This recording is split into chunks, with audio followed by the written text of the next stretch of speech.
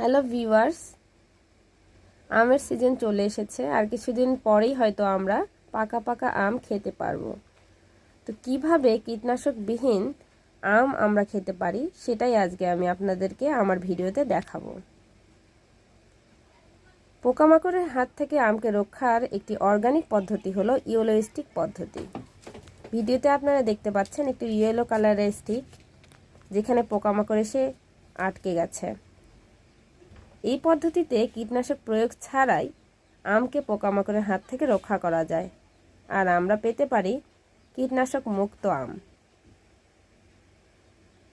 যাদের বাসায় আমের গাছ আছে তারা অবশ্যই আমকে পোকামাকড়ের হাত থেকে রক্ষা করার জন্য ইয়েলো স্টিক পদ্ধতিটি ব্যবহার করতে পারেন।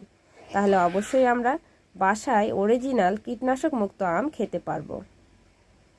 এই পদ্ধতিটি একটি দারুণ পদ্ধতি।